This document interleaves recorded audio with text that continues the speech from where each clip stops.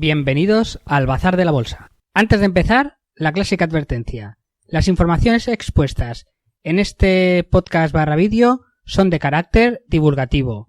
En ningún caso el autor da una recomendación de compra o de venta de los activos comentados, ni el autor ni ninguno de sus invitados. Si alguien está interesado en la compra o venta de un activo, de una acción, de un fondo, de una criptomoneda, etcétera, o de cualquier activo que se comente en el podcast, debe realizar su propio análisis y basar sus inversiones en sus propias conclusiones. Las canciones que nos dan ritmo para empezar y para acabar este podcast son obra de Parsecs, el grupo mallorquín que encabeza Alfredo Rubio.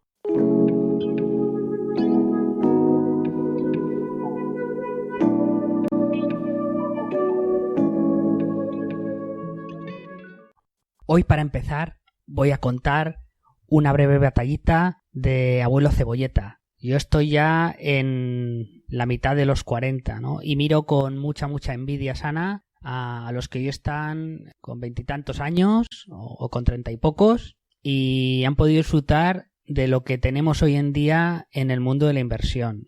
Cuando yo no tenía 20 y pocos, yo creo que en el mundo de la inversión en general, la inversión particular en España, reinaba un poco la oscuridad, la Edad Media, porque no teníamos información y sobre todo porque la percepción general, sobre todo estoy hablando y más en una ciudad pequeña como la mía, era que la bolsa era un casino, ¿no? Y no había una percepción de que podía ser una inversión. Un poco la visión era esa, oye, esto es un casino, ¿no? Y yo me acuerdo en la sala de inversión de bolsa que he comentado alguna vez, en el antiguo Fibank, lo que hoy es Banco Mediolanum, claro, ibas allí y los pocos que habían, los pocos frikis que estábamos allí, además dominaba la cultura chicharrera, invertir en chicharros a ver si pegaba el pelotazo. Y luego el arma más poderosa que teníamos en ese tiempo era el análisis técnico, porque claro, Internet como la conocemos hoy en día no existía. No podías acceder a entrevistas de los CEOs, no podías meterte en la web de una empresa pequeña australiana y ver sus cuentas anuales y sus presentaciones y el modelo de negocio y contrastar con sus comparables. Todo eso no lo podías hacer, era prácticamente inaccesible. Entonces, ¿qué pasó? ¿Qué me sacó de la caverna de Platón, ¿no? ¿Qué me sacó de esa Edad Media? Pues en mi caso particular fue Rankia. Yo, el día que descubrí Rankia, que es un foro de internet, una página donde mucha gente cuelga análisis o su opinión o crea foros de una empresa en concreto o de un sector en concreto o de un fondo en concreto, el día que descubrí Rankia, pues yo creo que estuve 3 o 4 días leyendo sin parar, porque no me podía creer lo que había fuera de la caverna, ¿no? Era como haber descubierto una nueva dimensión. Y hoy en día, pues muchos jóvenes han nacido ya con eso. Y claro, yo creo que no tienen la percepción de lo que era, lo que yo llamo oscuridad, a lo mejor de una manera exagerada. Bien, y un poco la historia de hoy viene porque a pesar de que ahora tenemos foros e información, pues muchas veces echas un poco en falta, y más hoy en día en estos tiempos de pandemia, pues quedar de manera física, ¿no? Pues hablar de tú a tú, hablar de cara a cara, que yo creo que también es necesario y que es agradable y que también sirve como experiencia. E incluso en estos días costaba encontrar en Castellón un grupo con el que reunirme y hablar de inversiones. Pero al final, pues sí que había uno, lo encontré en un foro, ¿no? En otro foro, pero me puso en contacto y al final pues quedé con ellos pues para hablar de lo que nos gusta, ¿no? Y que llegamos a quedar unas cuantas veces hasta que vino la pandemia. Este grupo se llama, o nos llamamos, el Grupo 2040, en referencia a la fecha en la cual nos gustaría haber conseguido los objetivos que más o menos nos hemos marcado. Y hoy han venido al podcast parte de los integrantes de este grupo y voy a experimentar con un nuevo formato que hace poco lo implementó Sergio Falla en su podcast de Alfa Positivo. Él lo llamó Mastermind, lo podemos llamar debate, tertulia. Pero bueno, y al final aquí seremos 4 personas. Cada uno expondrá un tema que ha estudiado o que domina. Y los demás pues expondremos nuestro punto de vista o preguntaremos. Vamos a debatir sobre inversión inmobiliaria, sobre estrategias de inversión en el mercado de valores y sobre la empresa asiática Taiwan Semiconductor. Y bueno, vamos a pasar ya a las presentaciones. En primer lugar, se podría presentar, por ejemplo, pues Pepe, adelante. Claro, hola, hola, encantado de estar aquí, José Manuel. Muchas gracias por habernos invitado al Bazar de la Bolsa. Y, y nada, yo de profesión soy informático, pero desde finales de 2017 que estoy un poco interesado en este mundo de la inversión, ¿no? Y sobre todo de las finanzas personales en general.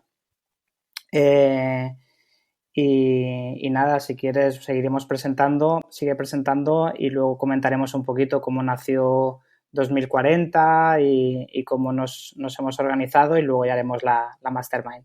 Muy bien, pues Miguel, nada, preséntate. Hola a todos, muchas gracias José Manuel por habernos invitado. Bueno, yo soy Miguel, también desde inicios del 2017 que empecé con el tema de inversión y la verdad es que soy un apasionado de lo que son las finanzas personales y me gusta explorar distintos métodos de inversión y valorar un poco pues qué puedo hacer con el dinero y jugar ese juego. Y nada más, soy bastante inquieto y por eso, pues, una de las cosas era montar este tipo de asociación o de grupo o lo que sea para, pues eso, ¿no? Me gusta compartir con los demás y charlar sobre estos temas. Y la verdad es que esto es una oportunidad, igual que pues, los podcasts que haces también son una oportunidad para la gente que nos escucha. Y por último, Cristian, tu turno para presentarte. Sí, buenas tardes a todos. Buenas tardes, José Manuel. Gracias por la invitación. Nada, soy Cristian Iserte, tengo 29 años. Me dedico como asesor financiero actualmente. Me he formado como licenciado en Administración y Dirección de Empresas en la Jaume I. Y luego, bueno, pues los títulos a nivel de asesor, pues tengo el de agente financiero europeo por la Politécnica de Valencia y aparte, pues soy especialista en inversiones a nivel europeo por EFPA España, ¿no? Actualmente pues colaboro también con una entidad financiera y pues bueno, tengo aproximadamente 2 años ya de experiencia en este sector, tengo unos 130 clientes y estoy gestionando como unos 2 millones de euros. Así que bueno, un poco mi dedicación es esta y la gestión del patrimonio de mis clientes y ayudarles a optimizar su dinero.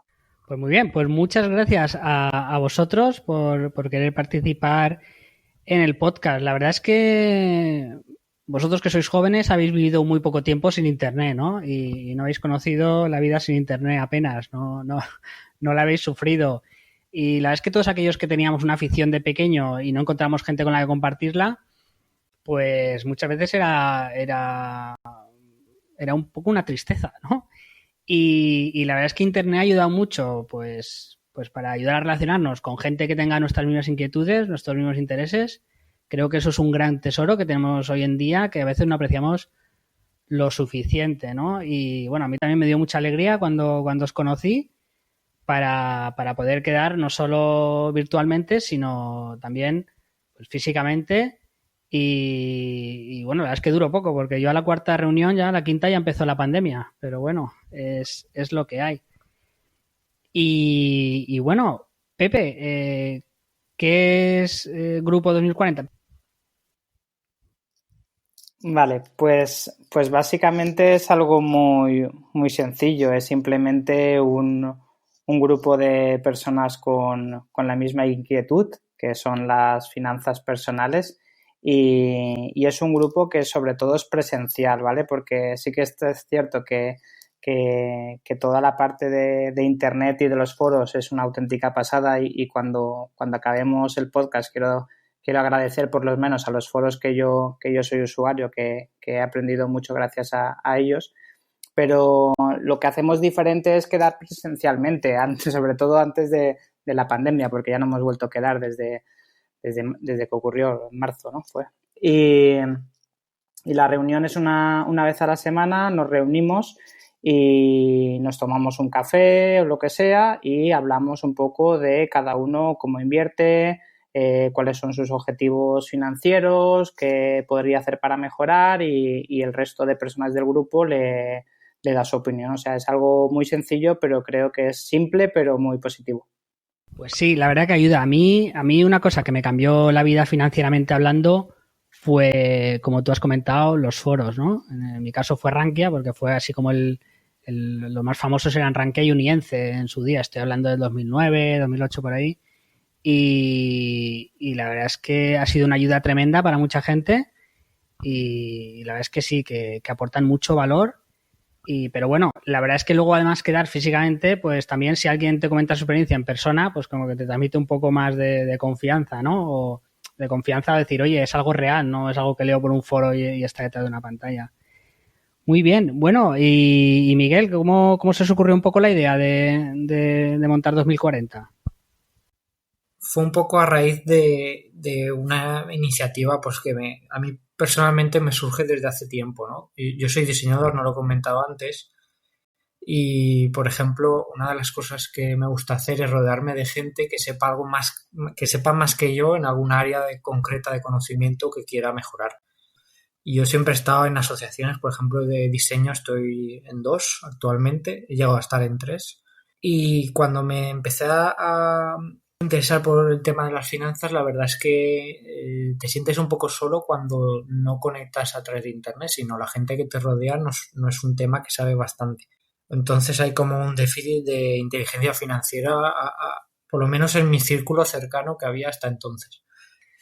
Pero la idea inicial fue esa, ¿no? Pues eso, a ver si hay más gente y tuve la suerte de que enseguida estaba Pepe y luego enseguida estaba Cristian y luego enseguida se fueron sumando gente y ya somos casi 20 personas en el grupo de Telegram, que para ser castellano está bastante bien. Muy bien, y por último, Cristian, tú por ejemplo, ¿qué has sacado de una asociación de este tipo, ¿no? Me gustaría aportarte que, bueno, el nombre del grupo, ¿no? Que es Grupo 2040 hacia la independencia financiera, siempre lo he considerado no sé, un objetivo que lo hablas y parece un poco cliché, ¿no? Y en cambio aquí se toma muy en serio y hay como estrategias y cada uno hace su aportación mensual con ese objetivo, con el que al 2040 si queremos seguir trabajando, pues lo podemos seguir haciendo, pero ya podemos tener un capital suficiente para que cuando queramos jubilarnos o retirarnos lo podamos hacer. Así que esa también es una muy buena motivación para a veces asistir y atender, porque siempre sacas algo positivo que te puede aportar de marcarte esos objetivos personales. Los españoles lo que normalmente hacemos es que nos entra la nómina, ¿no? Y luego nos gastamos la nómina y lo que nos ha sobrado, pues mira, esto es el ahorro de este mes. Entonces, de esta forma, pues es difícil llegar a que tengamos 50 o 55 años y podamos decir, bueno, pues ya no quiero trabajar, ¿no? En cambio, si cogiéramos y pusiéramos la nómina no más entra y la apartáramos 100 o 150 euros y nos quedara el resto para gastos, igualmente viviríamos, igualmente haríamos nuestra vida y fácilmente conseguiríamos que dentro de 20, 30 años pudiéramos tener un capital suficiente para, si queremos jubilarnos, lo hacemos, ¿no? Entonces es verdad que los detractores pues siempre dicen que sobre todo este sistema o esta forma de inversión es un poco la constancia, ¿no? Y en momentos que la narrativa no es acorde, es difícil mantener ese tipo de ahorro. Entonces, a veces, pues juntarte y ver que realmente haciendo ese esfuerzo, porque al final lo haces, te lo quitas de tus gastos, te es suficiente, pues oye, anima mucho. Bien, pues yo pasaría ya a nuestra mastermind y así yo creo que los oyentes conocerán un poco más Objetivo 2040, un poco lo que se puede llegar a comentar dentro del grupo y bueno, pues yo creo que podemos añadir mucho valor. Y yo creo que vamos a empezar un poco desde el tema menos relacionado con los mercados financieros, aunque sigue siendo inversión y que me parece muy interesante. Miguel, ¿qué nos tienes que contar del mercado inmobiliario? Bueno, pues como ves, en 2040 aceptamos cualquier cosa. Yo no solo ahora he empezado con el mercado inmobiliario, pero bueno, también tengo acciones individuales y fondos de inversión y demás, ¿no? No creo que la inversión inmobiliaria sea perfecta, pero tampoco lo creo que sea la inversión en acciones individuales y los fondos. Yo creo que cada una tiene sus ventajas e inconvenientes. En cuanto a la inversión inmobiliaria, creo que tiene una ventaja que es bastante interesante, que es la forma que tenemos de invertir, que es mediante apalancamiento. que tenemos acceso al crédito mucho más fácil que lo tienes si vas a pedir un crédito para invertir en bolsa, por ejemplo. Aunque esto suena así, pedir un crédito para invertir en bolsa suena bastante como peligro, ¿no? Que se encienden las alertas, pues en el mercado inmobiliario pues es de lo más normal. Entonces, me parece muy interesante el aprovechar ese tipo de apalancamiento para comprarte un inmueble, y yo el tipo de inversión que hago es para una compra para luego alquilarlo. Compro viviendas de alrededor de 60.000 euros para intentar conseguir que se alquile alrededor por entre 450 y 550 euros al mes. Entonces, yo busco un apalancamiento que sea la mayor cantidad de años posibles. Digamos que busco un tipo de inversión de flujo de caja positivo, de cash flow positivo, que es aprovechar que el valor del inmueble me conceda la hipoteca por el importe mínimo posible al mes. En este caso, por ejemplo, uno que tengo, de hipoteca pago al mes 160 euros y el alquiler está a 540. Entonces, busco esa diferencia, ese margen, que a pesar de que pueda bajar el mercado del alquiler, siempre esté por encima de que la hipoteca se pague sola, que es lo típico.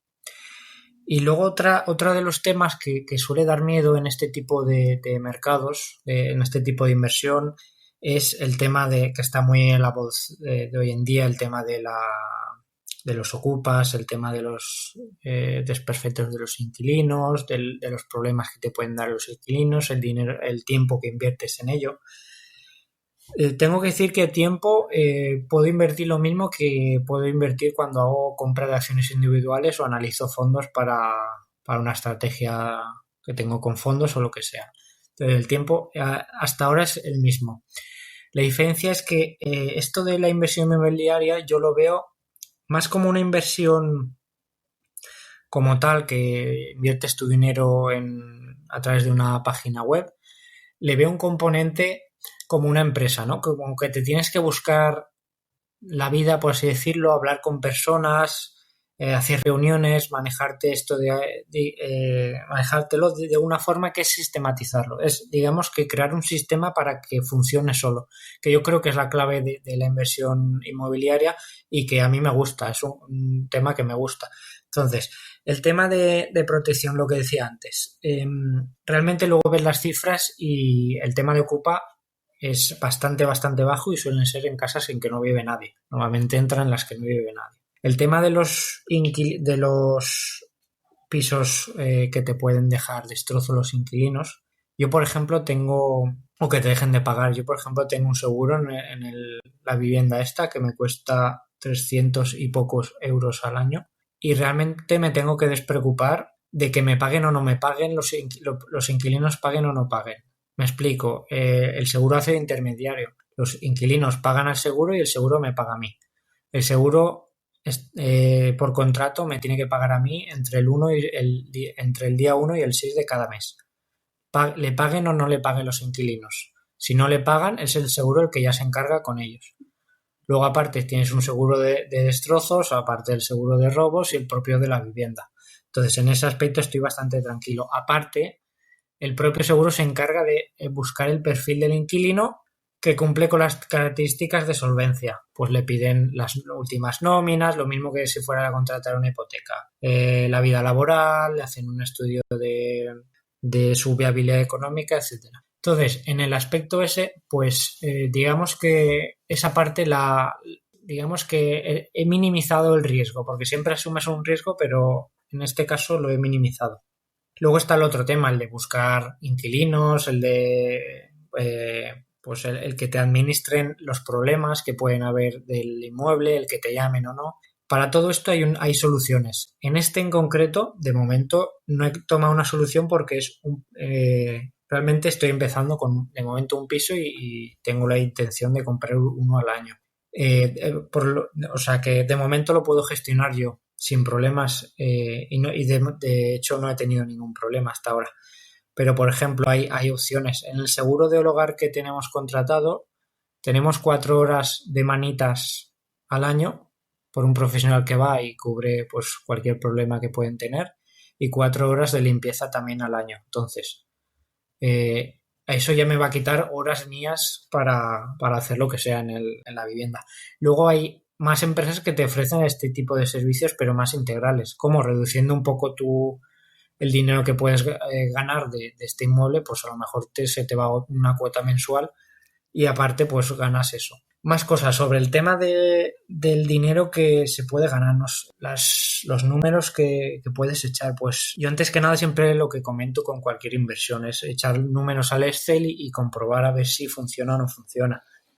En este tipo de inversión, la parte más negativa es que necesitas una gran cantidad de dinero inicial para invertir. No puedes invertir por 500 euros en inmuebles, en estos en concreto. Luego hay otras plataformas que sí, pero en la forma que lo estoy haciendo no.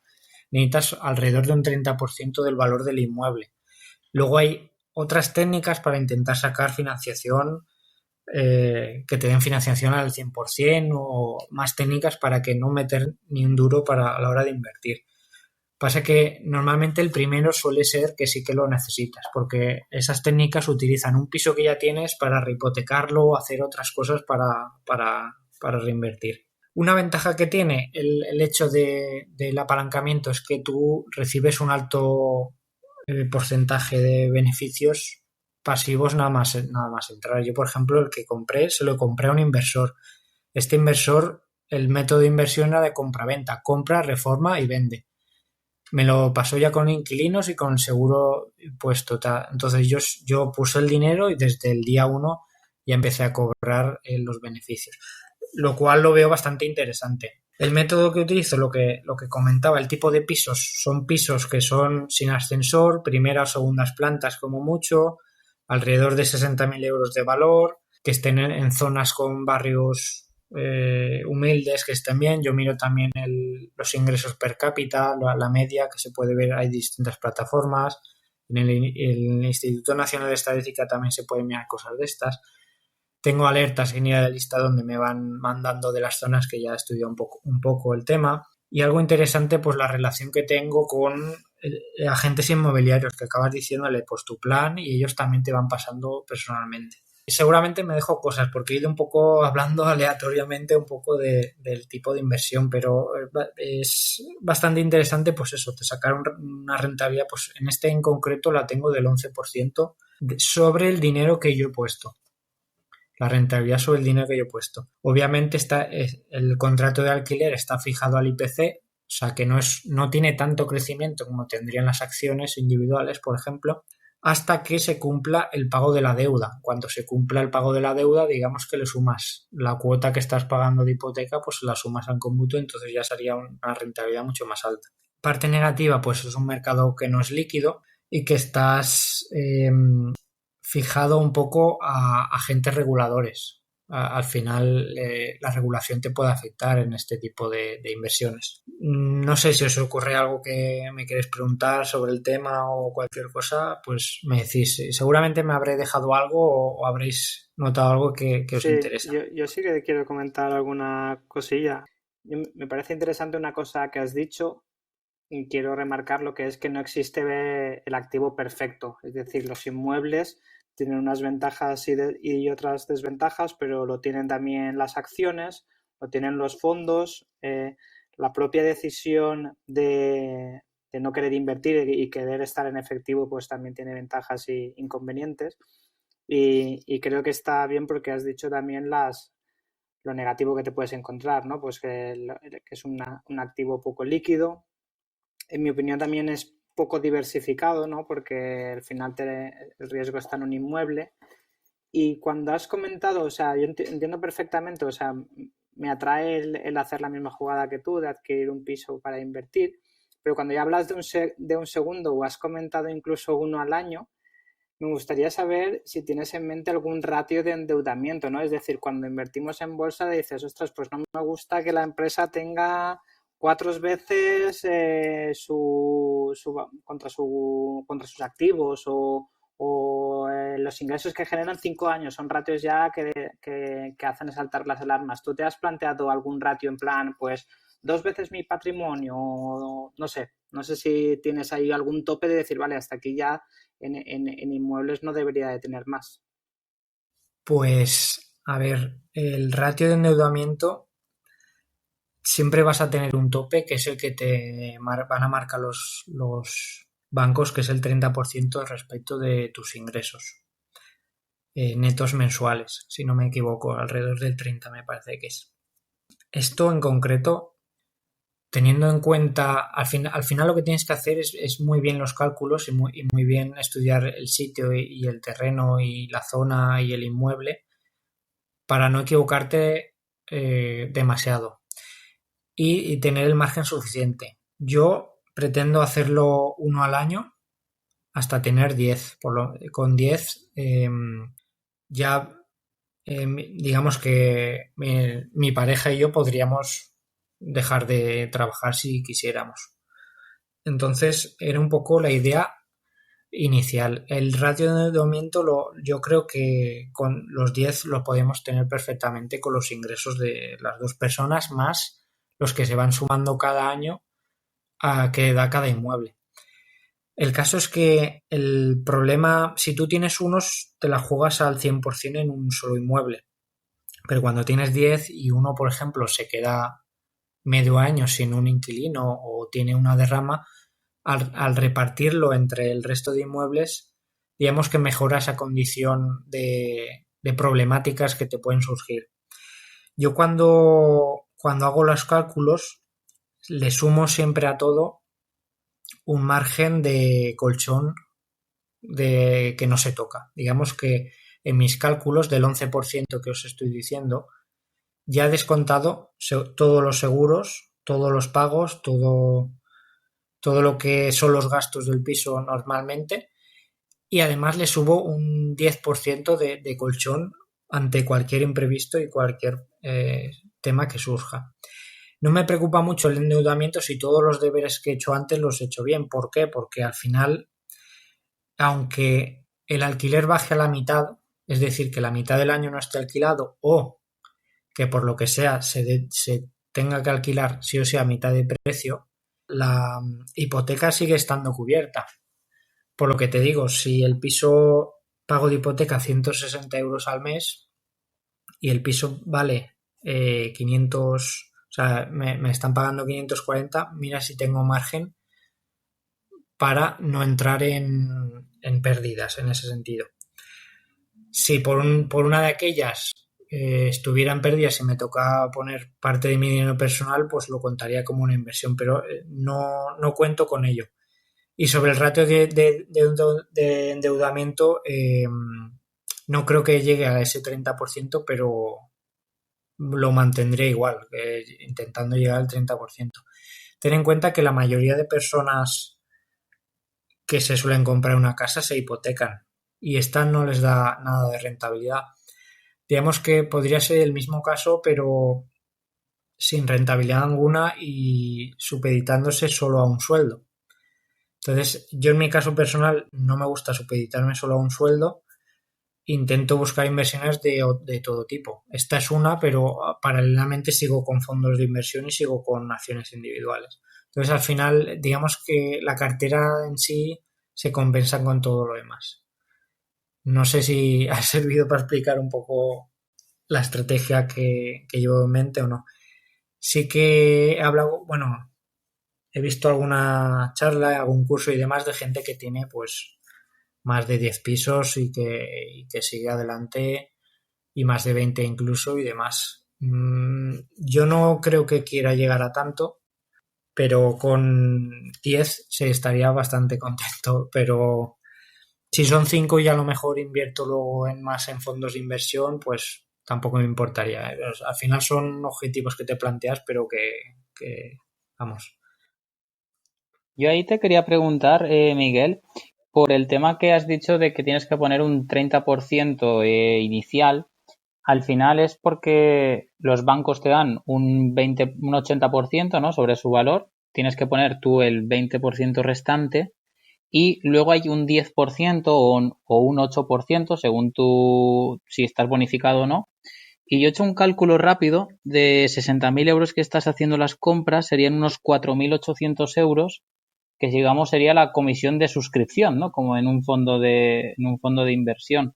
Tú esto entiendo que lo diluyes en 30 años, que es lo que dura una hipoteca, y ahí le aplicas el coste, ¿no? Lo que no entiendo son los 4.000 que comentas. O sea, si tú haces un 8% sobre 60.000 euros, es 4.800 euros.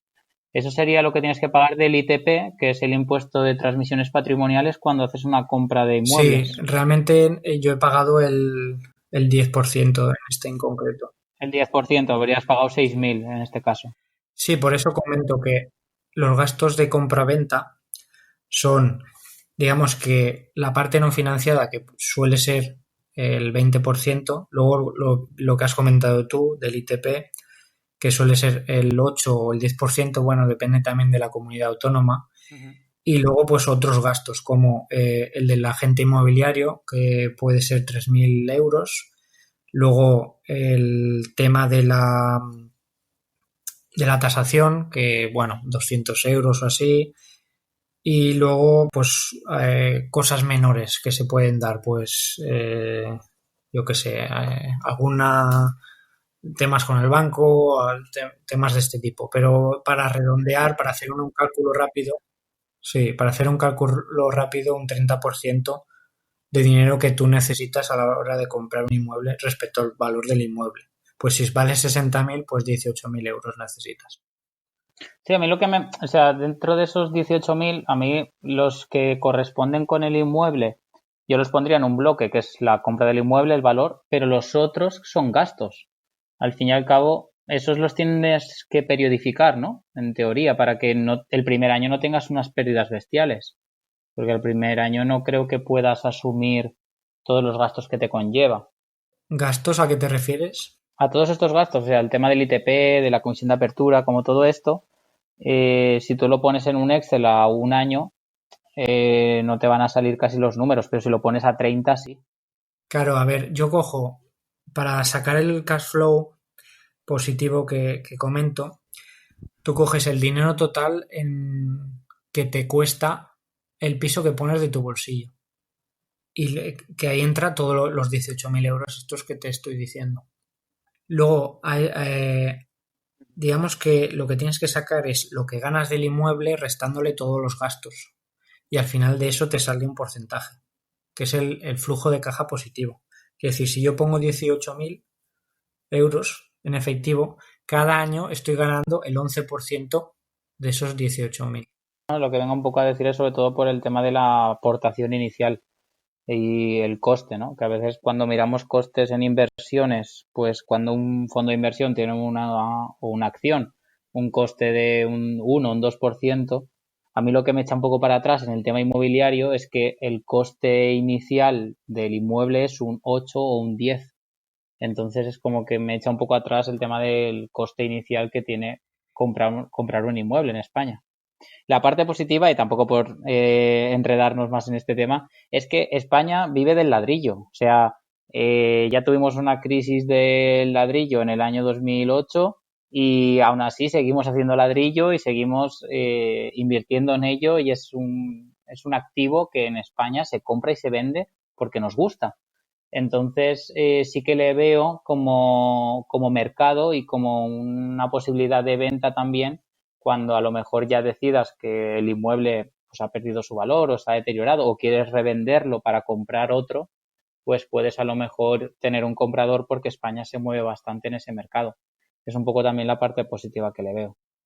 Yo, respecto a lo que comentabas sobre el tema del 10%, en comparación con el gasto de una acción o un fondo de inversión, yo es que lo miro de una forma global. Cuando digo echar números al Excel es que yo ya he hecho todo eso al Excel. Entonces la rentabilidad ya viene, ya se lo resto, ¿sabes lo que te quiero decir? No digo, no, es que podría haber sacado un 15, pero como pago impuestos, pues solo saco un 11. Entonces digamos que como lo globalizo todo, o sea, es echar unos cálculos de una forma u otra, no. Yo lo veo desde ese punto de vista. obviamente es mejor una acción. La compras, pues yo que sé, te metes ING por 8,50, 10, te compras 10 euros, te compras un paquete de 1.000 euros en acciones y ya te olvidas, menos la cuota anual que a veces no la tienes que pagar del broker y ya te olvidas. Esto digamos que simplemente es diferente, o sea, no lo veo ni mejor ni peor. O sea, hombre, obviamente es mejor pagar y olvidarte de todo. Pero claro, en este ya empiezas con un porcentaje muy alto de beneficios. Al final es diferente y ya está. Lo único que necesitas, pues para poder alcanzar ese 11%, pues necesitas una cantidad considerable de dinero. Yo la peor pega que le pongo al tema inmobiliario es, uno, si no te gusta moverte, dialogar con personas, buscarte un poco la vida, hablar con este, hablarlo con el otro, meterte con alguna reforma, esa parte no es interesante porque requiere pues ciertas habilidades y moverte en ese tema pues que igual prefieres no entrar. Y la otra que me parece es importante es el crecimiento anualizado. Si lo comparas con activos donde te dan un 3% inicial o un 5% inicial, pero que crecen un 10% anual. ¿Pero tienes pensado reinvertirlos? O sea, es decir, vender cuando a lo mejor veas alguna oportunidad y necesites a lo mejor pasta. No, en principio no. En principio los quiero mantener y digamos que pues con el dinero que gane de uno pues que sirva para la entrada del otro y continuar y ya está. Digamos que se acaben autopagando uno con el otro, pero es una idea que tengo hoy. O sea, igual que el año pasado no tenía, o hace 2 no tenía interés de invertir en inmobiliaria y solo quería acciones, igual que hace un año que empecé con fondos, ahora me he puesto con esto, pero porque quiero probar todas las opciones. Y luego el tema de que cuando vendes ahí hay plusvalías, o sea, también hay que pagar impuestos. Sí. Sí, ahí hay que pagar también. O si no... Sí, no, yo no tengo intención de vender este piso. Sí, pero o sea, aunque sean que falleces y hay impuestos de sucesiones y donaciones, también ahí hay que pagar Sí, impuestos de eso. sí, claro. Es que yo estoy ahí estudiando un poco todo el tema del impuesto de sucesiones y donaciones y... Pero como en las acciones, que también te toca pagar. No, pero claro, estoy viendo algún tipo de producto que hay, que existe, que se tiene, es un fondo de inversión, pero tiene carátula de seguro. Entonces, cuando falleces es como si te hubieras estampado con la moto y hay un seguro de accidentes y le paga al beneficiario que tú digas tanto dinero. Entonces, eso no pasa por testamental, no se paga el impuesto sobre sucesiones y donaciones y en 30 días le llega al beneficiario que tú pones, tu patrimonio. Exacto. Entonces estoy ahí analizando ese producto y con algún cliente que es así como ya adulto, pues lo estoy usando a ver qué tal. No, por suerte aún nadie ha fallecido, pero estoy viendo ese producto. La fiscalidad, sin duda, un tema a mirar muy importante. Yo, Miguel, en la inversión inmobiliaria me surge una reflexión o una pregunta que me hago, que me preocupa, ¿no?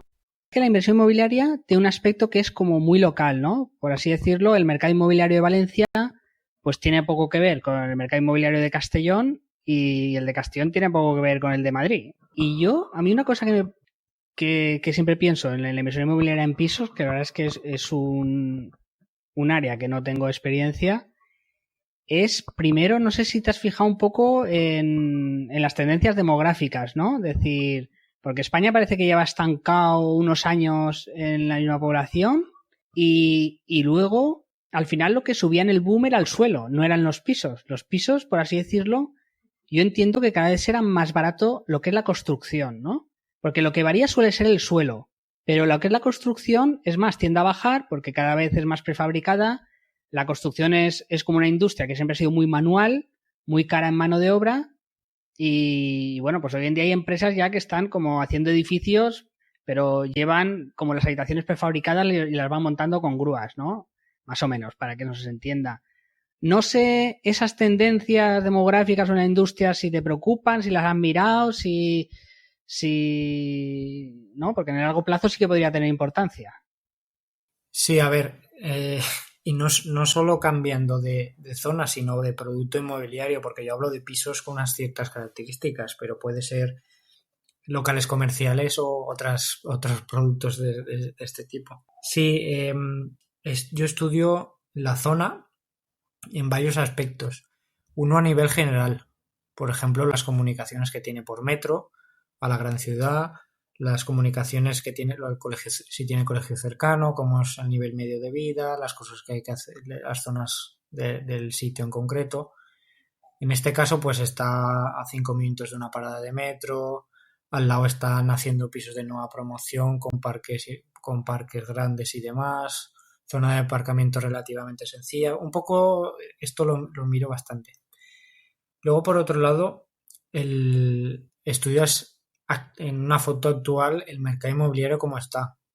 Hay gráficas en el Instituto Nacional de Estadística que lo puedes ver.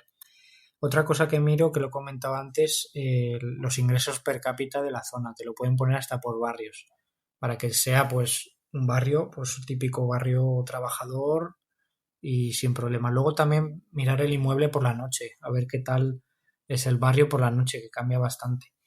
Y sobre lo que tú dices de tendencia de habitantes, pues lo mismo. Eso está todo en el Instituto Nacional de Estadística, el sitio concreto en el que estás, pues lo puedes ver. En principio, en primera instancia no me preocupa. Yo, por ejemplo, en la zona donde lo he comprado, eh, hay no sé cuántos pisos por comprar en venta, pero en alquiler solo habían 5 o 6. Hay como un déficit de este tipo de pisos. A largo plazo, pues no se adivina el futuro, la verdad, no lo sé. Yo lo que hago es miro el presente y miro el histórico. Y miro un poco el sitio donde es, si a mí me gustaría vivir allí o no, o si hay gente que estaría dispuesta o no, cuánto tiempo puede durar un anuncio para que alguien te lo alquile, cuánto no. Un poco pues también la tendencia de personas que viven, la tendencia del precio de la vivienda medio, la tendencia del precio del alquiler y con todo lo demás. No, realmente no, yo es hasta donde yo llego. No, a priori no me preocupa ese tema. En 10 años, pues lo veremos, lo vemos. Bueno, Miguel, creo que te tienes que ir, tienes que dejar aquí. Muchas gracias por habernos comentado todo el tema de la inversión inmobiliaria, que me parece muy interesante. Ya te llamaré por privado y me cuentas. Y bueno, muchas gracias por estar en este podcast, que la verdad es que nos está saliendo un poco al revés, porque tenemos un poco de problemas con internet y los audios y tal. Y bueno, pues nada, agradecerte la presencia. Nada, hombre, muchas gracias a ti por dar un poco de voz al grupo de 2040 y por compartir y poner de tu tiempo libre para hacer este tipo de podcast y que le llegue a más gente.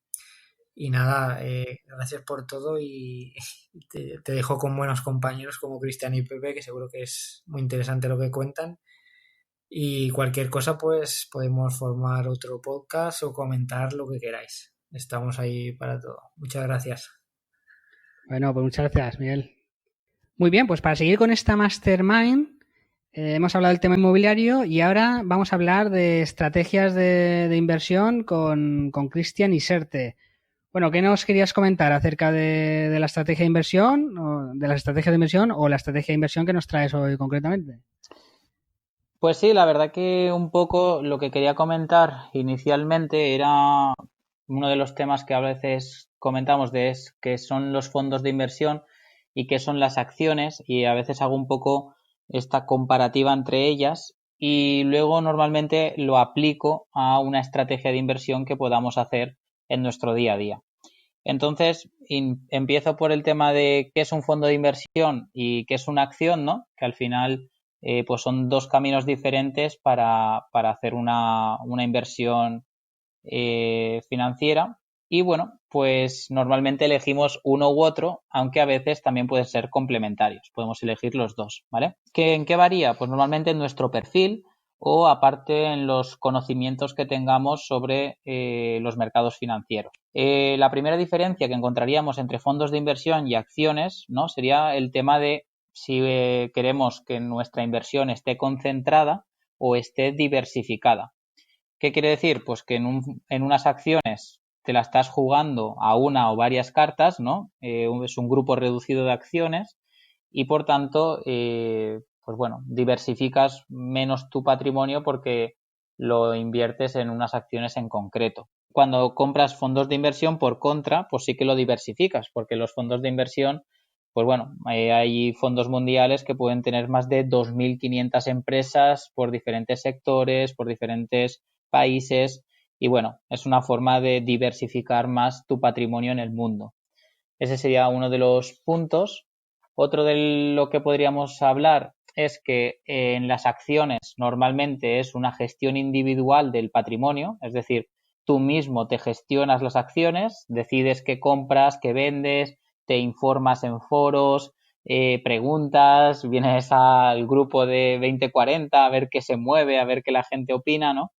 Y a partir de todas esas conclusiones compras algo, ¿no? Pues puedes comprar ahora farmacéuticas, petroleras, lo que tú sientas, compras una acción. En cambio, un fondo de inversión, la gestión la hace un profesional, una persona que se dedica a ello y que, pues nada, tiene unos conocimientos de las empresas, a veces se entrevista con ellas personalmente y tiene pues una capacidad de análisis un poco más superior a la nuestra como individuales o como individuos. Por contra, pues está el tema de las comisiones, ¿no? Porque si estamos pagando a un profesional para que haga nuestro trabajo, eso tiene una comisión.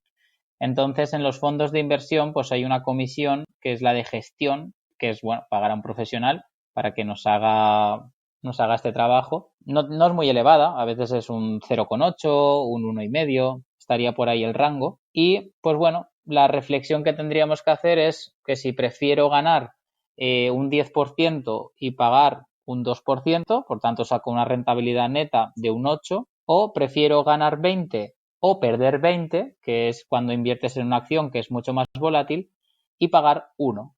Por tanto, la ganancia es muy superior a un fondo de inversión, pero la pérdida también lo puede ser.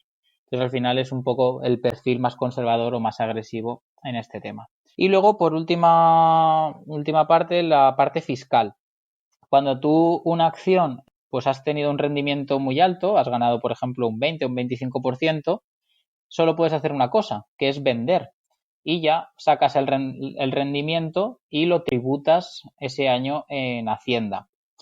En cambio, los fondos de inversión, cuando tú un fondo de inversión has obtenido un 20 o un 25%, porque ha sido un fondo un pelín más agresivo, tú lo puedes traspasar a otro fondo que sea pues mucho más tranquilo, que sea en bonos del Estado y pues no tienes que tributar por ello. Y tu ganancia, digamos que la has consolidado. O sea, que si has ganado 1.000 o 1.500 euros, lo pones en un fondo de inversión y no tienes que tributarlo ese año en Hacienda. En cambio, en las acciones sí. Cuando vendes, pues lo tributas. Entonces, tiene esa pues ventaja un poco el fondo de inversión sobre la acción. Así que bueno, un poco es eso, jugártela si quieres tener acciones y puedes pegar ese gran pelotazo, pero también tienes que tener cuidado de perder tu capital durante muchos meses hasta que se vuelva a recuperar de la pérdida que has tenido. Y luego nos hemos mencionado el tema de los dividendos, ¿no? Porque también la fiscalidad, ¿no? La tributación. Hay fondos que reparten dividendos, que supongo que es igual la tributación, pero los fondos que son de acumulación, que no reparten dividendos, ahí supongo que también hay una ventaja en cuanto hay un diferimiento fiscal, ¿no? Que pagan los impuestos más tarde. Ahí, en este caso, pues se le llama el efecto bola de nieve, y es que cuando un fondo de inversión, en vez de repartir ese dividendo, lo acumula, no baja su cotización, porque cuando reparten dividendo, pues si reparten un dividendo del 2% y pues la empresa vale 10 euros en ese día, o ese fondo de inversión vale 10 euros, pues baja a 8 y ese 2% lo reparte, ¿no? Entonces, al repartir ese 2% en forma de dividendos, tú tributas sobre ellos un 19%, un 21%, un 23%, según el escalado. En cambio, cuando es en acumulación, ese 10, el valor del fondo, que es 10, se mantiene, no lo reparte y, por tanto, ya genera beneficios sobre 10 euros. En cambio, de la otra forma, tenemos que el fondo de inversión ha vuelto a bajar a 8 y tiene que volver a subir a 10 para seguir subiendo. ¿Me doy a entender? Entonces es una forma de que, digamos, los beneficios te sigan dando rentabilidad.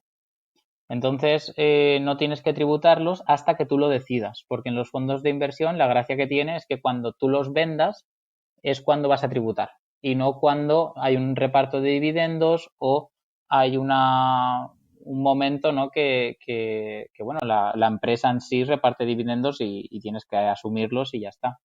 Entonces es una forma de diferir, como bien dices, el pago de impuestos. Y bueno, una vez vista la diferencia entre fondos y acciones, en cuanto a la estrategia de inversión, ¿qué estrategia propones o cuál te parece bien?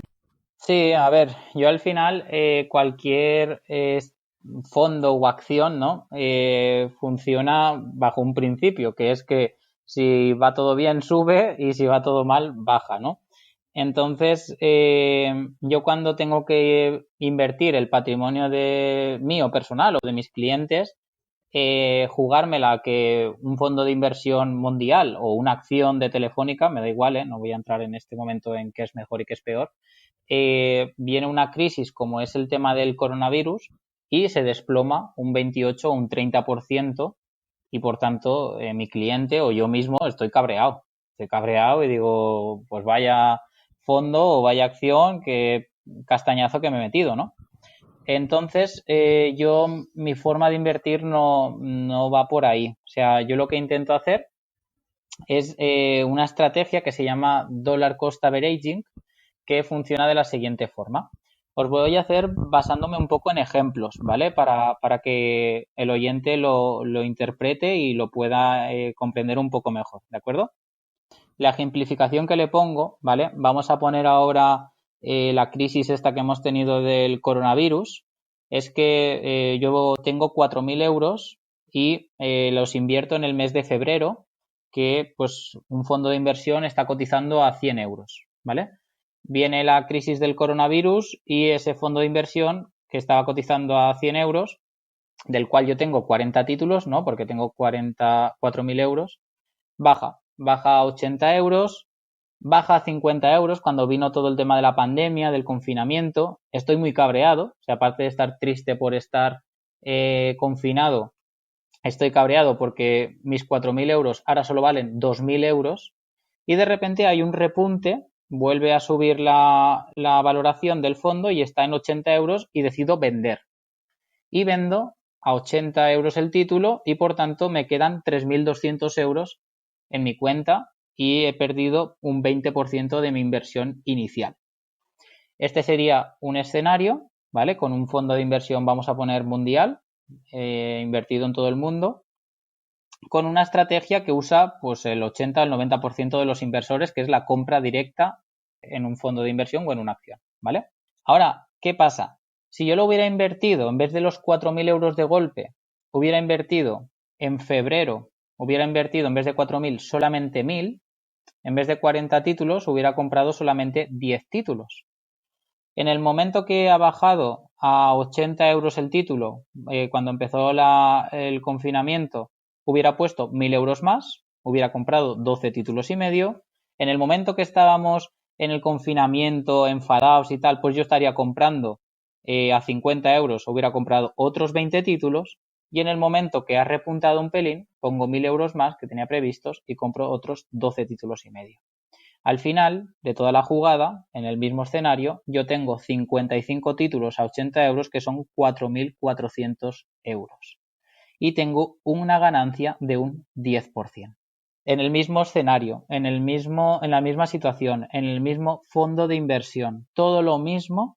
Si yo en vez de comprarlo todo directo, lo compro fraccionadamente en el tiempo, las matemáticas hacen que mi inversión sea positiva en vez de ser negativa, estar enfadado y estar cabreado.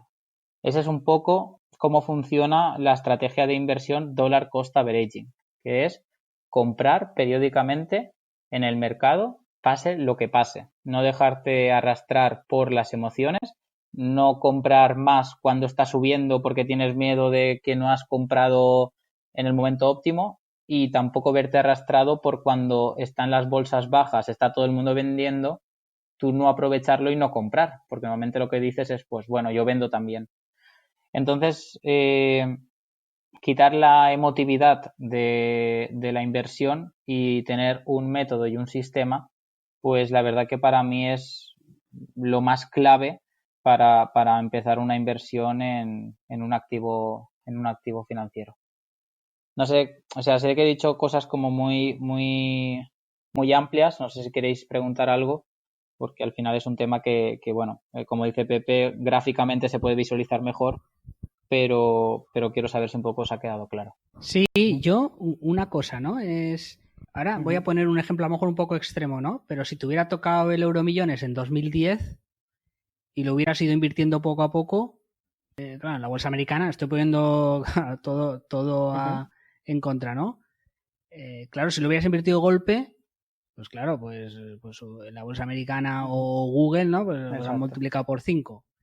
Y si hubiera sido poco a poco, pues claro, no hubieras multiplicado por 5. Ahí, José Manuel, lo que hay que valorar es como siempre el tema de tu nivel de riesgo que quieras asumir en una inversión. ¿Qué quiere decir? Si tú en una inversión sube un 10%, como puede ser en este caso de que te la juegas en el 2010 y sube, estás súper contento porque ha subido un por 5. Pero en cambio, si hubiera bajado, que no lo sabemos, ¿eh? O sea, esto vamos siempre de la premisa de que no hay nadie que tenga la bola mágica que va a subir o que va a bajar. Entonces, hubiera bajado el mismo mercado, estarías teniendo un menos 10 o un menos 5, me da igual la cantidad, pero ya estarías cabreado y mosqueado. Entonces, lo que al final este tipo de inversión hace es que es verdad que no vas a ganar un por 10, pero vas a ganar un más 5%. No ganas un 10%, pero ganas un 5%. Y en cambio, si baja la bolsa, no pierdes un 10, sino que igualmente ganas un 5%. En los dos escenarios, en el escenario positivo ganas un 5 y en el escenario negativo ganas un 5. En cambio, de la otra forma, en el escenario positivo ganas un 10, pero en el escenario negativo pierdes un 10. Entonces, la clase más amplia o el inversor que yo más trato, por decirlo así, que sería un 75-80% de los inversores, prefieren ganar un 5 más o menos asegurado que ganar un año un 10 y el otro año perder un 20. Ese es un poco lo que yo me he encontrado y por eso uso mucho esta estrategia, porque efectivamente no ganas tanto como la inversión directa, porque la inversión directa puede ser mucho más drástica a nivel de subidas, pero es verdad que es una inversión constante. Y al final, en mi punto de vista y siendo un poco humilde, la gente cuando le digo que va a ganar un 5, un 6% anual durante 10, 15, 20 años, me dicen, no me hace falta más. Yo una variante que le veo a esta estrategia, que a lo mejor sí.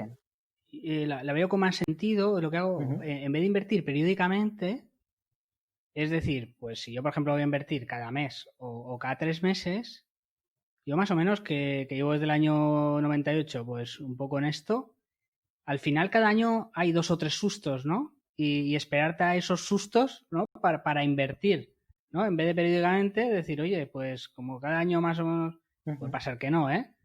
Pero en vez de hacer mes a mes, a lo mejor es ir ahorrando y en cuanto haya una bajada, porque siempre cuando no hay una guerra comercial entre Estados Unidos y China, hay una pandemia y cuando no hay una guerra en algún lado, no sé hasta qué punto esto lo ves en vez de ser mes a mes, ¿no? Y luego también, yo me veo una estrategia parecida que lo que hacían era que invertían periódicamente, pero si la bolsa iba subiendo, invertían menos y en cuanto bajaba, pues invertían más, ¿sabes? Que sería como otra variante, ¿no? Que hay muchas variantes. Exacto. Sí, yo lo que hago normalmente es que cuando viene una bajada, tengo un automatismo de inversión que lo que hace es que en el momento que baja un 5 o un 10% la bolsa, ese mes compra el doble, compra un por 2. O sea, si tenía previsto que ese mes comprara 1.000 euros, pues ese mes va a comprar 2.000 euros. Si baja más de un 15 o un 20, ese mes compra por 3. Más de un 20 por 4 y más de un 25 un por 5. ¿Me doy a entender? Entonces, todo el dinero que yo tenía previsto invertirlo en 5 años, ¿vale?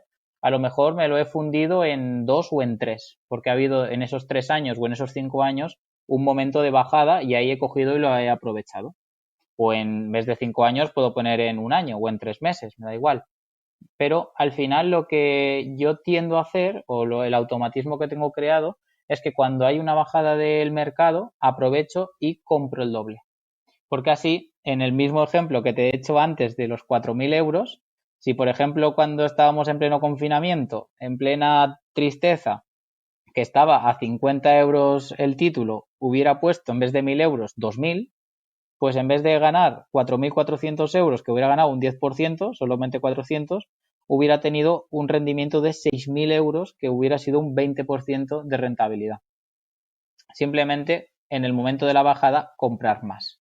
Entre pros y contras, ¿no?, que normalmente me encuentro en este tipo de inversión o de estrategia de inversión, es que uno de los pros es que es bastante buena este tipo de estrategia entre fondos de inversión.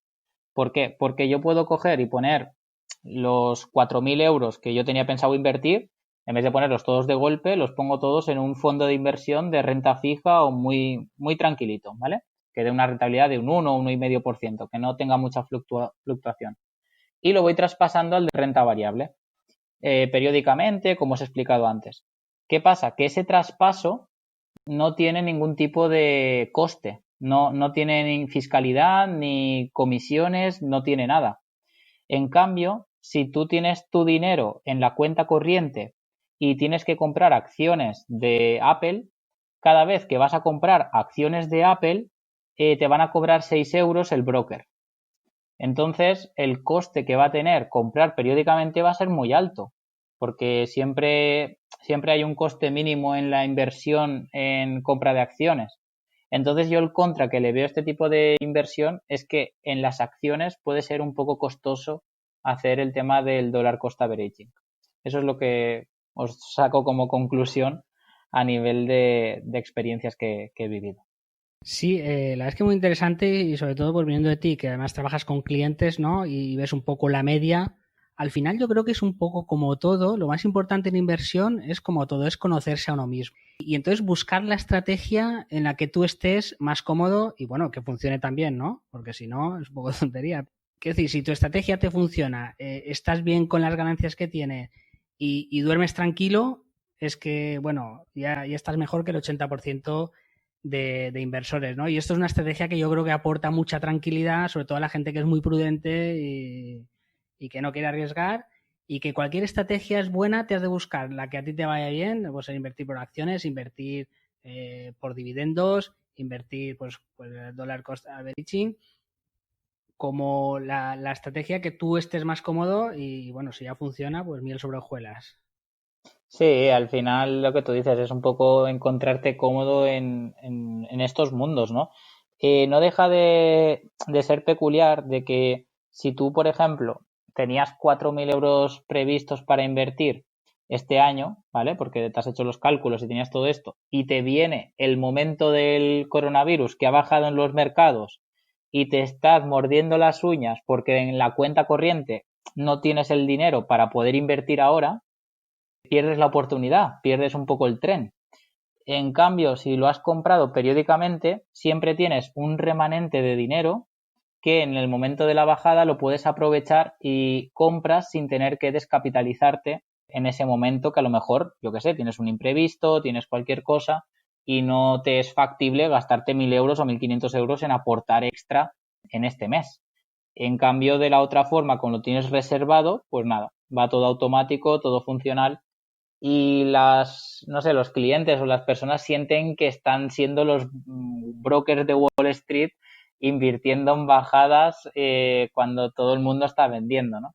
Eso es un poco lo que yo he sentido, por ejemplo, este año con el tema del COVID. Sí, la verdad es que este año pues una estrategia que ha salido redonda, ¿no? Pues cuando baja y la verdad es que para gente que confía en un asesor, que no quiere dedicarle mucho tiempo, pues lo que tú comentas, se puede sentir eso, un tiburón de Wall Street. Bueno, pues yo creo que vamos a pasar al siguiente tema de este Mastermind y Pepe nos va a hablar de una acción en concreto que es Taiwan Semiconductor, que el ticker es TSMC. ¿Y que cotiza? ¿Dónde cotiza? ¿Cotiza en Estados Unidos y en Hong Kong o no en Hong Kong? Exacto, en la de Taiwán y en el New York Stock Exchange. Taiwán, no Hong Kong, ¿no? Es que ahora estaba pensando, claro, como Taiwán está peleada con China, pues claro, China no creo que le deje cotizar en Hong Kong, aunque Hong Kong es ahí Claro, donde está todo raro, claro. En Hong Kong no sé si cotiza, en Taiwán seguro en Nueva York también, que es en la que tengo yo. Vale. Bueno, a mí me parece un sector súper interesante que lo veo con un gran crecimiento. Y bueno, ¿qué nos puedes contar de Taiwan Semiconductor para el que no la conozca? Pues eso, a nivel de sector, si quieres luego das tú algún apunte que sé que te lo tienes estudiado y lo conoces. Yo voy a hablar un poco más micro, ¿no? Que es de esta compañía en concreto. En primer lugar, lo que quiero comentar es que hay que intentar, a la hora de invertir en acciones directamente, tener ideas propias, ¿vale? Me encuentro en Twitter, que sigo bastantes cuentas y en foros que al final todo el mundo habla un poco de las mismas empresas, ¿no? O si un gestor de fondo famoso invierte en una acción, pues el debate va a ir siempre alrededor de esa acción. Y yo particularmente las acciones que mejor me han ido han sido las que han sido ideas propias. Luego otras también he fallado, como todo el mundo, pero por lo menos te quedas tranquilo de que era invertir donde tú querías invertir, ¿no? Entonces, ¿de dónde me viene invertir en Taiwan Semiconductor? Que mucha gente imagino que no la conocerá, ¿vale? Pues a mí me gusta la tecnología, ya lo he dicho al principio, que soy informático y pues me gusta mucho el tema de los móviles, tanto Android como iPhone, todo en general, vaya. Y en un canal de YouTube que veía, Isenacode, que hablan sobre tecnología en general y sobre todo por Apple, veía que durante varios vídeos aparecía la palabra o las siglas TSMC, ¿no? Y yo decía, ostras, ¿esto qué es? Tal. Y entonces explicaban en este canal de tecnología que era la empresa que hacía los procesadores de los iPhone. Y hubo un año que Apple, no sé si por diversificar o por capacidad o no sé qué, sacó el iPhone te podía tocar procesador hecho por Taiwan Semiconductor o procesador hecho por Samsung. Y entonces los frikis de la tecnología pues pillaban dos iPhones de esos dos procesadores y los comparaban a ver cuál iba mejor, toda la gente quería el de Taiwan Semiconductor, no sé qué, y ahí es donde cogí la idea, ¿vale? Invertí años más tarde, pero de ahí es donde cogí la idea, ¿no? Y entonces al final dije, ostras, pues si es la empresa en la que Apple confía para hacer sus procesadores, quiero pensar que trabaja bien, ¿vale? Y luego también quiero pensar que en este caso lo que le pasó a Apple este año, pues claro, Apple no se puede permitir el lujo de cambiar cada año de proveedor de procesador, ¿no? Porque Apple ofrece un producto redondo, o por lo menos aspira a ofrecerlo, y entonces el cambiar de proveedor de procesadores puede ser un riesgo. Entonces, una vez ya tienes un contrato de este estilo, es difícil de romper. Y entonces, este concepto es lo que yo llamaría un MOAT, o una ventaja competitiva, ¿no? Es decir, en el momento que TSM tiene contratos, van a ser contratos que, si no hace una gran cagada, van a ser contratos a largo plazo, ¿no? Porque al final sus clientes, en este caso Apple, ahora luego diré otros, una estabilidad, ¿no? Y eso fue uno de los motivos de los que decidí, me gustaba esta compañía, ¿no? Entonces, cuando empecé a invertir, que fue en el 2017, esta creo que la compré en el 2018, ahora no recuerdo. Quería invertir en tecnología, ¿no? Porque yo vengo de ese mundo y creo fielmente en que la tecnología ha mejorado y va a mejorar el mundo. Y lo que me ocurría es que las empresas tecnológicas las veía un poco excesivamente caras, ¿no? Y ahora hablaremos un poco de métodos de valoración de compañías. Y justo Taiwan Semiconductor, como es un business to business, es decir, vende a empresas, la gente no la conoce, la gente conoce el producto final, Samsung, Apple, Disney, si nos vamos a otros sectores, Xiaomi, pero no conocen los proveedores de estas compañías, ¿no? Entonces, eso ya le da un poco el valor de tapado en el mercado, ¿no? Y entonces a lo mejor no va a ser una empresa tan seguida y por lo tanto va a ser una empresa que, pues en mi opinión, esté un poco menos valorada que el resto y nosotros como inversores eso nos beneficia, ¿no? Empresas que estén poco valoradas. A nivel de análisis de compañías, ¿vale? Intento, aunque no es lo que yo he estudiado, hacer un análisis fundamental, ¿no? Que lo que quiere decir es invertir en función de la valoración económica de la compañía, siguiéndote de los documentos que presenta, pues como el balance, flujos de caja, PIL, pérdidas y ganancias. Y lo que quiero decir es que me gusta el análisis fundamental, pero creo que no hay que ser excesivamente estrictos, ¿vale? Porque un balance de una compañía nos está dando información del pasado de la compañía y cuando estamos en bolsa lo que tenemos que mirar es hacia el futuro, ¿no? ¿Dónde va a ir la compañía en el futuro, ¿no? Las expectativas. Entonces, el análisis fundamental, en mi opinión, es importante, pero no hay que ser demasiado estricto, ¿vale? Hay una frase que escuché a José de Más Dividendos que decía que a una persona no hace falta subirle a una báscula para saber si está gorda, ¿no? Entonces, pues un análisis genérico de la compañía de saber si está excesivamente endeudada o no, o si suben sus ingresos o no, este tipo de checklist puede ser importante, pero ya entrar a ciertas valoraciones de esta partida de gasto, tal, no sé qué, pues creo que el trabajo que hacemos estudiando eso sobre el beneficio de información que obtenemos no es un ratio ventajoso. En esta compañía, mirándole el balance así un poco, una de las cosas que más me gustó es que tenía menos deuda que caja, ¿vale? Ahora tiene algo menos porque va a abrir alguna fábrica, pero tenía en caja, ya no hablo de en activos, sino en el bolsillo, más dinero que lo que debía. Y entonces esto ya, en mi opinión, le da una ventaja sobre el resto de compañías que se habla de una burbuja de deuda corporativa, ¿no? Hay un ratio que se llama precio-beneficios, ¿no? El PER, que muchos de tus oyentes ya conocerán de sobra. Cuando yo la adquirí estaba a un PER 20, ¿vale? Es un PER, la gente suele decir, ¿no? A mí no me gustan las reglas genéricas porque el mundo no es tan fácil. Se habla de un PER 15 y acciones con más crecimiento, pues algo más elevado. Entonces, bueno, al lado de Amazon y otras, un PER 20 estaba muy bien cuando yo la adquirí. Y por decir alguna pega, que no hay que ser estricto también, intentar bombardearnos nuestras propias ideas, es una empresa asiática, entonces estaba el riesgo de guerra comercial y luego también lo que has comentado de China, que pues Taiwán está ahí, bueno, pues pueden haber ahí ciertos conflictos que nos pueden perjudicar como accionistas. Por decir clientes, que ya ha dicho Apple, pero también son Huawei, Nvidia. El otro día me dio por mirar quién hacía el procesador de la PlayStation y también está ahí Taiwan Semiconductor, las Nintendo. Se habla, en alguna estadística vi, que el 50% de los semiconductores del mundo son de Taiwan Semiconductor, es decir, tiene un share, ¿no? El mercado tiene la mitad. Igual me equivoco, porque tampoco soy súper estricto cuando veo y tal, pero vaya, lo que sí que estamos hablando es que es una de las empresas más grandes del mundo en el sector de los semiconductores.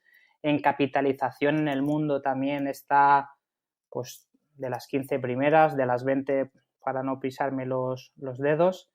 Una cosa que me gustó también cuando invertí es que invierte en ella, tiene una posición también bastante relevante el fondo noruego, que el que lo quiera que lo estudie, que es un tema muy interesante desde el mundo de la inversión. Y también vi que Baelo, el foro de Antonio Rico, que también lo sigo, pues también hace poco que invirtió en ella. Entonces, pues bueno, te respaldan un poquito la tesis de inversión. Ahora mismo estoy muy contento con esta posición porque es mi primer dos-bagger, por así decirlo, para los seguidores de Peter Lynch. Es decir, llevo ya más de un 100% de rentabilidad y me hace mucha ilusión. Y aparte también paga un dividendo que en función de mi precio de compra es de un 2,5 neto, pero que bueno, que también viene bien. Entonces, esto es un poquito mi tesis de inversión de TSM. No sé si me queréis hacer alguna pregunta.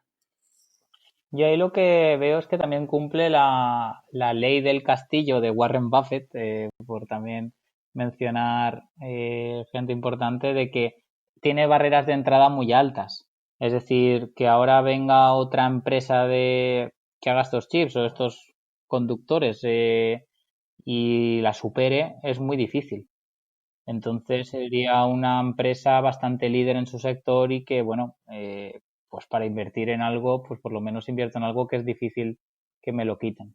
Exacto, muy, muy buen punto, efectivamente. Imaginemos, a ver, salvando las distancias evidentemente, ¿no? Pero alguien quiere competir contra Facebook a nivel de red social y lo que tiene que hacer es pagar a programadores, los mejores del mundo, que programen y, bueno, luego tener suerte, efecto red y mil cosas más, ¿no? Pero al final el software, Taiwan Semiconductor lo que tiene son instalaciones que son muy, muy, muy vanguardistas, ¿no? Tiene la última tecnología, incluso sus propios clientes le obligan a estar a ese nivel. Por ejemplo, Apple tiene una serie de un compromiso a nivel de ya lo diré, de huella de carbono. Entonces, exige a sus proveedores esas medidas. Entonces, Taiwan Semiconductor, si quiere seguir trabajando con Apple, aplica esas medidas, entonces hace más eficiente. Y ya os digo, si alguien dice, no, quiero hacerme una empresa de semiconductores, pues bueno, necesita capitales que asustan, vaya.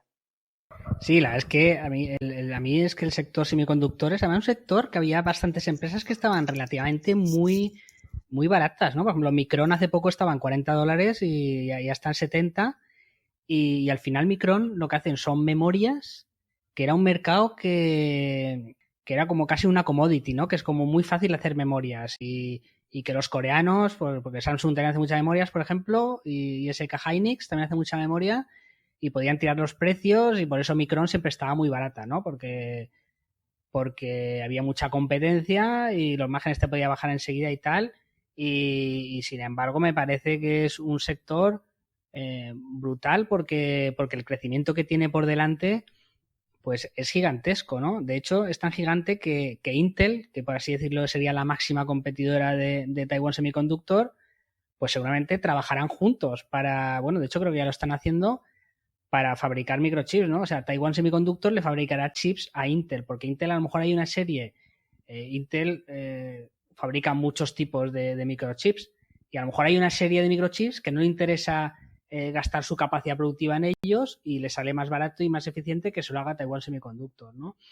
Porque Taiwan Semiconductor al final es una subcontrata, pues alguien necesita desarrollar un chip para una aplicación específica y ellos se lo hacen, ¿no? También hay empresas que se dedican solo a diseñar, como por ejemplo pues la propia Micron o Qualcomm, que diseñan y ya se lo fabrica Taiwan Semiconductor, ¿no? Entonces, por eso Apple, Google y todas estas, para ciertas aplicaciones, están haciendo sus propios semiconductores, porque pueden encontrar a alguien que se lo diseñe, o bien se lo diseñan ellos mismos, y pueden encontrar a alguien que se lo fabrique, ¿no? Que eso antes no existía. Antes, pues Intel era, pues le llamaban, era chipchila, ¿no? Como Godzilla, pero la de los chips. Y porque lo hacía todo y eso era un foso enorme y era muy difícil porque necesitas unas fábricas con unas condiciones muy específicas, una maquinaria muy cara y bueno, además gente que sepa hacerlo. Y claro, nos encontramos ahora en una tesitura que el futuro, pues por ejemplo, pensando en Tesla, ¿no? Tesla al final que lleva 5 o 6 cámaras. Al final, esas 5 o 6 cámaras son 5 o 6 películas que el coche está rodando continuamente. Pero es que además tiene que procesarlas, ¿no? Tiene que identificar cada imagen, los objetos que hay y que el coche actúe conforme a las imágenes. Pensemos ahora en los drones, ¿no? El transporte por drones en poco tiempo va a ser un estándar, sobre todo de mercancías, ¿no? En humanos ya veremos porque tiene más riesgos de seguridad y tal. Todo lo que va a crecer, toda la robótica, ¿no? Los aspiradores que tenemos en casa, claro, yo creo que y va a haber una necesidad de computación brutal, la inteligencia artificial, que también necesitas microchips muy potentes, los videojuegos. Pues yo creo que el crecimiento en 10 años será brutal. Puede que a corto plazo, pues a lo mejor baja mucho porque son empresas que a lo mejor Taiwan Semiconductor pues ha puesto un PER prohibitivo, pero yo no creo en el largo plazo es una apuesta bastante segura en cuanto a sector. ¿Cómo está en cuanto a valoración ahora? ¿Cómo están los múltiplos ahora, Pepe? Claro, ahora como ya la tengo adquirida no lo sé, pero claro, el PER seguro que se ha disparado porque ya os digo, en este último año ya la tengo. A ver, voy a entrar porque tengo aquí el acceso a Yahoo Finance. PER 44. Yo creo que ahora mismo está cara, ¿vale? Está subiendo. Claro, es que un día fue muy curioso este verano, creo que fue, que subió un 10%, ¿vale? Que suba estas acciones de tanta capitalización un 10% es una barbaridad. Y fue por la noticia de lo que, bueno, yo por lo menos interpreté que fue por eso, fue porque parte de los procesadores de Intel iban a ser hechos por Taiwan Semiconductor, ¿no? Es decir, que la líder mundial confíe en esta empresa para subcontratar su trabajo, vaya, que da un poco datos de la calidad de lo que hacen. Y si entramos en valoración, que puede ser que ahora mismo no sea, o sea, yo sí que recomiendo la compañía, a lo mejor no recomendaría entrar ahora, a lo mejor pues si baja un poquito sí que aprovecharía, y es lo que has comentado del crecimiento de lo que hace esta empresa. Lo que hace son semiconductores, es decir, todo lo que tenga un pequeño ordenador, que cada día tenemos más pequeños ordenadores alrededor de nosotros, los relojes, por ejemplo, tú has dicho las aspiradoras, pues los relojes o los dispositivos de los coches, pues van a utilizar sus productos.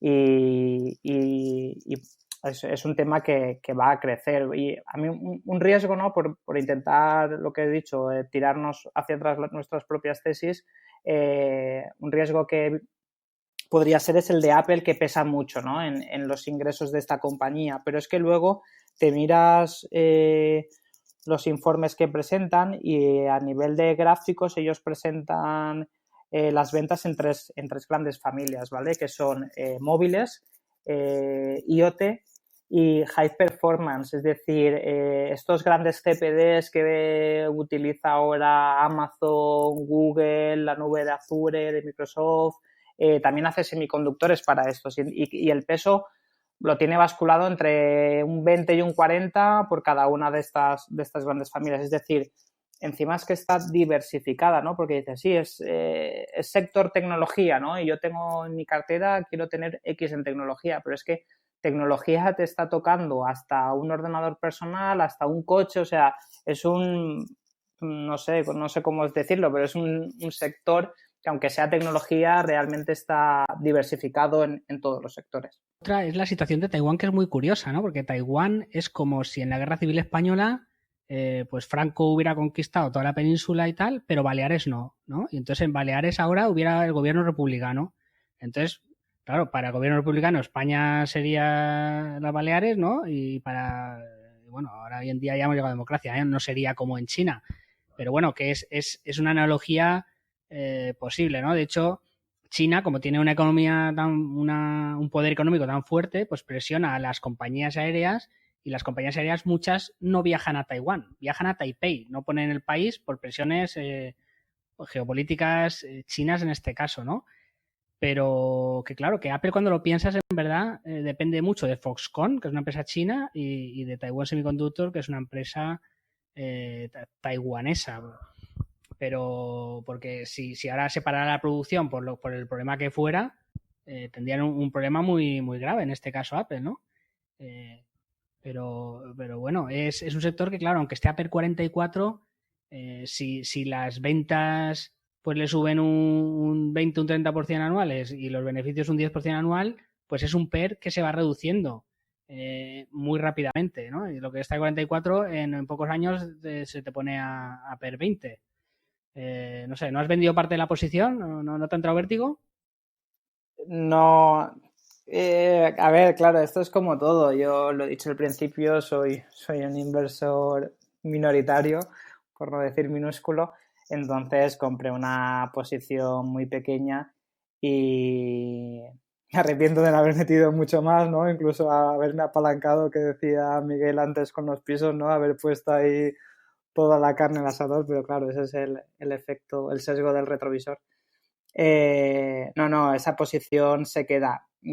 Por poner ahí un poco un debate, que a lo mejor lo podríamos dejar dejar para otro podcast. Lo que sí que he puesto es un stop loss en un más 60%. Es decir, en el caso de que cayera un 30, un 40, que lo veo difícil, pues yo ganaría un más 60, que creo que ya está bien, pero creo que no lo tocará y va a seguir subiendo. Sí, la verdad es que es un sector apasionante. Veremos que Intel, ¿no? Que parece que está atravesando problemas de fabricación y de competencia, ¿no? Una competencia que no había sido muy fuerte hasta ahora, pero entre la competencia que le está saliendo Taiwan Semiconductor, porque fabrica CPUs para otros, claro, las grandes, ¿qué pasa? Que chips que antes le compraban a Intel, como puede ser Apple, pues ahora se lo diseñan ellos mismos y se lo fabrica Taiwan Semiconductor, ¿no? Entonces, igual que pasa con Apple, pues pasa con Google, incluso pues Amazon, o sea, con otras grandes tecnológicas que ya para ciertas aplicaciones suyas, en vez de utilizar Intel, pues están utilizando los propios microchips que se los diseñan y entonces para sus cargas de trabajo, que se dice, ¿no? Pues si yo tengo más carga de trabajo en vídeo, necesito un procesador que me procese mejor el vídeo y no otro tipo de trabajos que no me interesa. Entonces va a ser muy apasionante porque Intel, bueno, está ahí también dando batalla y veremos a ver cómo evoluciona todo este sector, que la verdad a mí me parece apasionante y bueno, todo lo que nos va a aportar a la humanidad, ¿no? Y bueno, se nos alarga un poco el podcast, hemos tenido varios problemas de audio, de internet, y se ha hecho muy tarde, aunque ya veremos lo que queda en grabación. Pero bueno, oye, muchas gracias al Grupo 2040 y oye, yo creo que esto de la Mastermind, aunque hoy no ha sido el mejor día, pero creo que, oye, que es un formato muy interesante y a mí me gustaría repetir. Y los temas que habéis traído hoy, pues muy interesantes también. No sé si queríais comentar algo más. Por mi parte, José Manuel, un placer, la verdad, haber podido compartir este ratito con vosotros y nada, desearte también lo mejor a ti con el bazar de la bolsa. O sea, ya tienes aquí oyentes fidelizados y nada, esperamos si necesitas otro día de nosotros estar aquí para atenderte. Sí, darte las gracias, José Manuel, por habernos invitado. La verdad que ha sido un lujo que hayas venido a 2040 y haberte conocido, luego haberte conocido un poquito más, el fondo que estás gestionando y tal. O sea, la verdad que ha sido un privilegio el tema de 2040, la cantidad de personas interesantes que puedes conocer. Yo solo quería dar un pequeño agradecimiento, ¿no? Lo hemos hablado al principio de la tecnología que une y pone en contacto y tal, y quiero nombrar los 4 foros que yo he aprendido mucho y desde aquí doy las gracias a los creadores de esos foros por haberlos creados, porque la verdad que están haciendo más por la cultura financiera en España que cualquier otro tipo de organismo. Son Invertir en Bolsa, el de Gregorio, donde conocí a Miguel, pero luego también estoy en Cazadividendos con Luis, que es un crack, con Más Dividendos también he podido conocer a José y algún mensaje con Marcos, que son una pasada también. Y el nuevo foro que creo que justo hoy que estamos grabando lo abren, o esta semana lo han abierto, no lo sé, Quality and Alpha, que también está David, Emilio y Luis y es un foro que promete muchísimo. Y al grupo de 2035 que también me acogieron muy alegremente en su grupo y me enseñaron cuando no sabía absolutamente nada y tal. Les quiero dar muchas gracias a todos. Y que si hay gente de Castellón o la provincia que se quiere unir, si en Telegram busca Miras Ferrando, que es mi usuario, pues me escriben y los agregamos al grupo y que pueden participar todo el mundo que quiera. Pues muy bien, la verdad es que a mí también lo que me cambió la vida financiera fue un foro, ¿eh? En este caso fue Rankia, porque todos estos foros que has comentado no existían en aquel entonces. Y más en Castellón, ¿no? Que es un sitio pequeño donde no hay una cultura de la inversión y era difícil encontrar gente que le gustara el tema de la inversión más allá de lo que siempre se había hecho, que era un poco el análisis técnico, ¿no? Y bueno, pues ahí en Rankia, claro, empecé a conocer lo que era el value investing, la inversión por dividendos, la inversión por crecimiento, un poco varias estrategias, y fue un antes y un después, ¿no? Y la verdad es que la gente cuando escucho por ahí o leo, pues mucha gente empezó a invertir en 2010, 2011 y, ostras, no saben la suerte que tienen, ¿no? Porque además de que la bolsa estaba a unos precios mucho más bajos que los de hoy en día, pues tenían mucha información y la verdad es que esto de los foros es un antes y un después y yo creo que hace muy bien en agradecerlo. Bueno, oye, pues muchas gracias a los dos, lo dejamos aquí y bueno, espero teneros no dentro de mucho en el podcast. Muchas gracias, José. Un placer, José Manuel.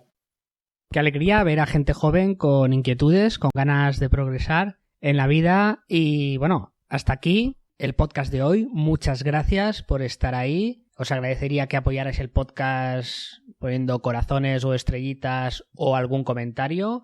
Agradezco todos los comentarios, incluso aquellos que me meten presión con la calidad de audio, que es verdad que después de 2 años y pico, pues en muchos podcasts aún me sigue fallando ese audio. En este he probado un formato diferente, la verdad es que me ha dado muchos problemas, pero bueno, al final a ver si la calidad de audio ha mejorado. Lo dicho, muchas gracias y espero veros ahí en el próximo podcast /vídeo.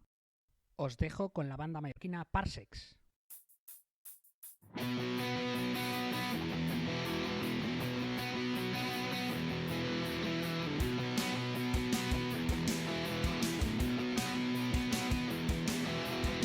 Wake up, the world is not waiting.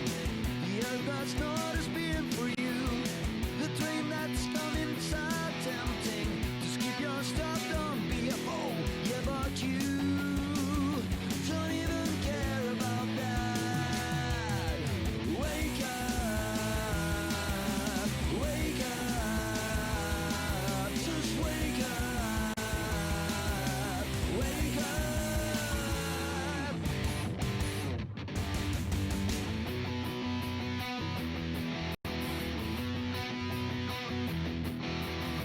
Wake up now, better get ready. You give up stars and look so good.